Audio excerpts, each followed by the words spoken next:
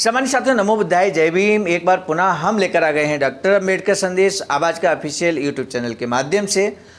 आज का डॉक्टर अंबेडकर संदेश आपको मिल रहा है। यहाँ पर हम आपको बता दें 18 सितंबर 2023 को ये आज का डॉक्टर अंबेडकर संदेश जो कि 17 सितंबर 2023 को रिकॉर्ड किया जा रहा है और सीधे आपको 18 सितंबर 2023 को सुबह 5 बजे आपको मिल जाएगा। और साथ ही साथ हम आपको बता दें आज का डॉक्टर अंबेडकर संदेश प्रसारित किया जा रहा है स्थान Buddha Bodhisattva Ambedkar international centre BBIC Sarnath Varanasi राज्य उत्तर प्रदेश देश भारत से। विषय बहुत महत्वपूर्ण है। विषय बाबा साहब कहते हैं कूप मंडूक मानसिकता को त्याग कर सार्वजनिक कार्यों के लिए चंदा दें। बहुत बड़ी बात बाबा साहब कहते हैं। जो लोग यहाँ पर चंदे का विरोध करते हैं, सीधे शब्द इस्तेमाल किया बाबा साहब ने, और जो लोग इस चीज का विरोध करते हैं बाबा साहब ने उनको कूप मंडूक मानसिकता से यहाँ पर कंपेयर किया है। क्या हम भी कूप मंडूक मानसिकता के अंतर्गत तो नहीं आते? इसका चिंतन विचार जरूर करना चाहिए, हमें आत्ममंथन करना चाहिए हमें। यदि हम डॉक्टर अंबेडकर मिशन के लिए अपना अमूल्य योगदान नहीं देते हैं तो निश्चित रूप से हम भी कूप मंडूक मानसिकता के होंगे बाबा साहब के अनुसार। इसलिए आज का डॉक्टर अंबेडकर संदेश बेहद क्रांतिकारी होने वाला है।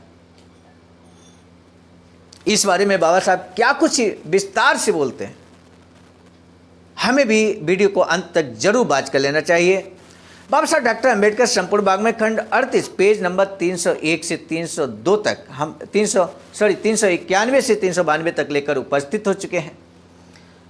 आज के इस विषय के अंतर्गत हम महत्वपूर्ण बात करेंगे, लेकिन उससे पहले हम आपको बता दें यदि आप हमारे इस चैनल पर पहली बार हैं तो चैनल को सब्सक्राइब करना न भूलें। सामान्य साथियों, हम आपको बता दें आज का डॉक्टर अंबेडकर संदेश बहुत ही क्रांतिकारी होने वाला है, समाज का मार्गदर्शन करने वाला है। और यदि आप चाहते हैं कि ऐसे भाषण को सुनकर जिससे कि आप समाज का मार्गदर्शन कर सकते हैं, मुझे लगता है कि हर किसी को बाबा साहब के इस हुबहू भाषण को जरूर सुनना चाहिए। इसी भाषण के अंत में डॉक्टर अंबेडकर संदेश के अंत में हम पूछेंगे महत्वपूर्ण प्रश्न जिसका आपको अनिवार्यता जवाब देना होगा। सम्मानित साथियों, यदि आप अंत तक वीडियो को वॉच करते हैं आसानी से आप जवाब दे पाएंगे। दिनांक 22 अप्रैल 1933 को रात 9:30 बजे राव बहादुर SK बोले MLC JP मुंबई की अध्यक्षता में कुर्ला की GPI रेलवे पोर्टर चाल में कुर्ला के अस्पृश्य समाज की ओर से डॉक्टर बाबा साहब अम्बेडकर को मानपत्र और 80 रुपयों की थाली अर्पण की गई। सम्मानित साथियों, आज भले को आपको 80 रुपये कम लग रहे होंगे, लेकिन आज से 90 साल पहले, याद कीजिए, आज के 90 साल पहले इन 80 रुपयों की कीमत कितनी रही होगी, आप अंदाज़ा लगा सकते हैं। साथ ही साथ हम आपको बता दें आज के डॉक्टर अंबेडकर संदेश में बाबा साहब एक ऐसी बात कहते हैं जिससे आप आश्चर्यचकित होंगे। आप इस बात से आश्चर्यचकित होंगे अगर हम आपको ये बोलें कि बाबा साहब को एक कार्यक्रम में आमंत्रित किया गया भाषण देने के लिए, संदेश देने के लिए, लेकिन जब बाबा साहब वहाँ कार्यक्रम स्थल पहुँचे तो वहाँ बिल्कुल खाली सन्नाटा था, कोई लोग वहाँ मौजूद नहीं थे कार्यक्रम स्थल पर। आखिर वो कौन सी घटना है जिसका बाबा साहब जिक्र करते हैं? इसलिए हम आपसे निवेदन करते हैं, हम सीधे बाबा साहब की स्पीच की तरफ आपको ले चल रहे हैं। और यहाँ पर देखिए लिखा है अध्यक्ष के हाथों मानपत्र और 80 रुपयों की थाली डॉक्टर बाबा साहब अम्बेडकर को भेंट की गई। उन्हें माला और गुलदस्ता भी भेंट किया गया।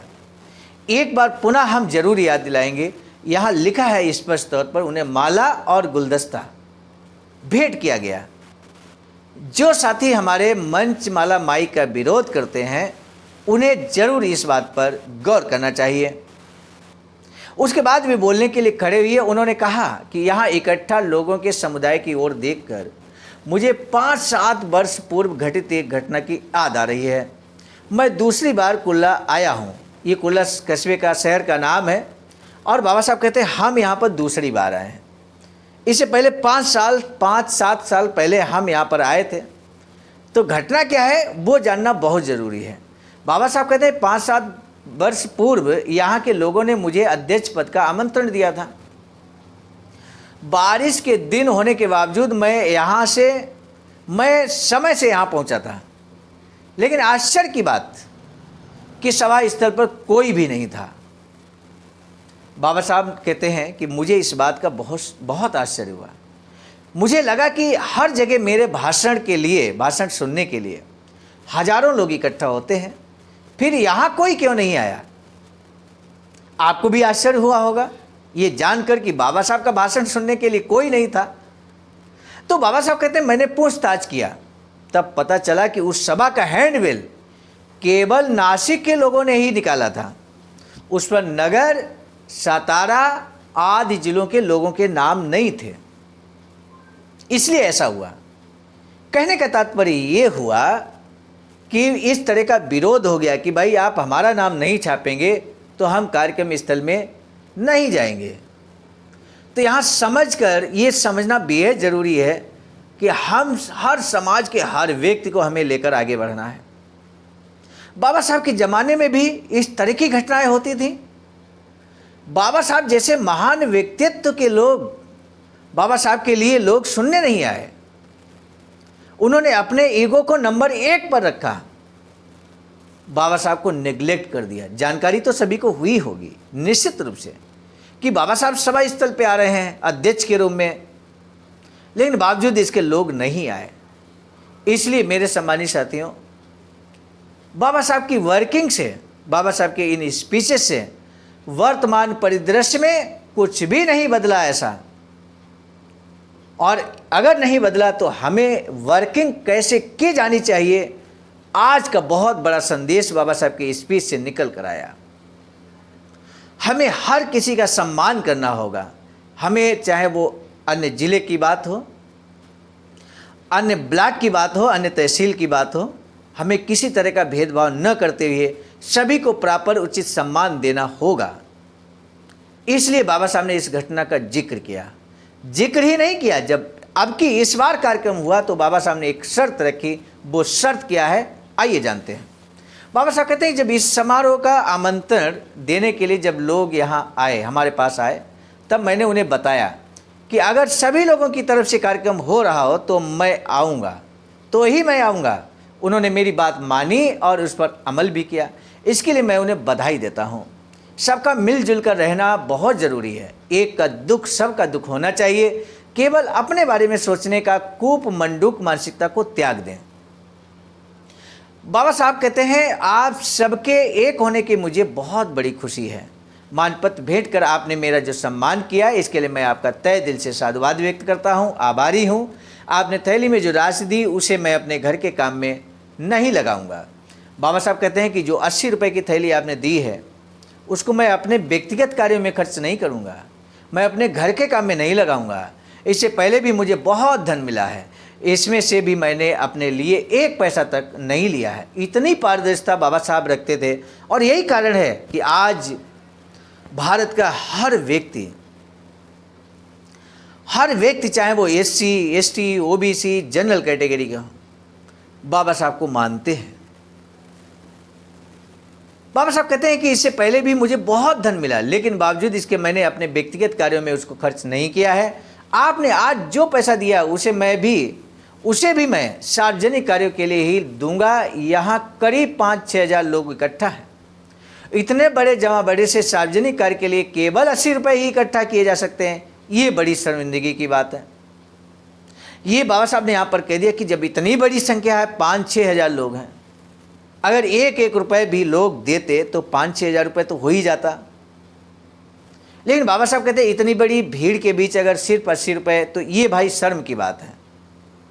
यानी कहने का तात्पर्य ये है हर व्यक्ति को हमें अपनी जिम्मेदारी को पहचानना होगा, चाहे वो दर्शक हो चाहे मंच पर विराजमान साथी। हर किसी को अपना तन मन धन का सहयोग करना होगा। अब इसके बारे में कुछ किया नहीं जा सकता, लेकिन आगे कभी इस बात की भरपाई होगी ऐसी उम्मीद मैं रखता हूँ। बाबा साहब ने कहा कि चलिए आज जो हो गया वो हो गया, लेकिन भविष्य में इस तरह की पुनरावृत्ति नहीं होगी, ऐसा मुझे पूरा विश्वास है। सार्वजनिक काम पैसों के बगैर नहीं हो सकते। काम करने वाले को वेतन देना जरूरी है। कुछ लोग सार्वजनिक काम मुफ्त में करते हैं, लेकिन सभी लोगों का मुफ्त काम करना संभव नहीं है। अपने जनता अखबार में 5-6 लोग लिखने का काम करते हैं और जगहों पर ऐसे कामों के लिए हर माह 100 से 200 रुपये देने पड़ते हैं। लेकिन पिछले 5-7 सालों से ये लोग बिना पैसे लिए मुफ्त में अग्रलेख वगैरह लिख कर देते हैं। यही बात भारत भूषण प्रेस की भी है। इस छापेखाने में प्रबंधक आदि जो लोग हैं उन्हें कम से कम वेतन दिया जाता है। ये लोग स्वार्थ त्याग करने वाले इंसान हैं, इसलिए कार्य ठीक चल रहा है, किंतु हमेशा इसी तरह कार्य सुचारू रूप से चल पाना असंभव है और इसलिए आप लोगों को पैसा देकर सहायता करनी चाहिए। प्रश्न पहला है, आज का डॉक्टर अम्बेडकर संदेश बाबा साहब का स्पीच यहीं समाप्त होता है। पहला प्रश्न है, बाबा साहब डॉक्टर भीमराव अम्बेडकर ने कूप मंडूक मानसिकता को त्यागने के लिए सलाह क्यों दी है और उसके समाधान के लिए क्या विचार दिया है? बाबा साहब जनता अखबार पर क्यों चर्चा करते हैं? क्या वर्तमान समय में इसकी बहुत आवश्यकता है या नहीं है? इन दोनों प्रश्नों में से किसी एक प्रश्न का देना होगा आपको जवाब। हमें आपके जवाब का बेसब्री से इंतजार रहेगा। आज का डॉक्टर अम्बेडकर संदेश समाप्त करने से पहले हम आपको बता दें, बाबा साहब की एक अधूरी इच्छा वैचारिकी सेंटर बनाने की है। इस तरह का वैचारिकी सेंटर बाबा साहब बनाना चाहते थे, लेकिन अपने जीते जी वो ऐसा वैचारिकी सेंटर उनके जीते जी नहीं बन पाया।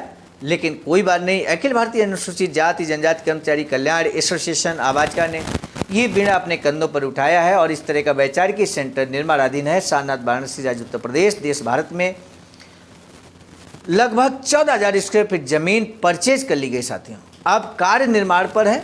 आपका भी अमूल्य योगदान अगर हो जाएगा तो ये जल्द ही कार्य परिणाम में बदल जाएगा, ऐसी आप सभी से उम्मीद है।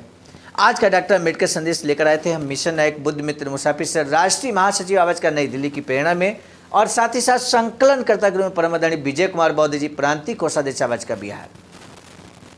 आज का डॉक्टर अम्बेडकर संदेश प्रस्तुत करता गृह में मैं स्वयं सर्वजीत आर्य, राष्ट्रीय कोषाध्यक्ष आवाजका नई दिल्ली।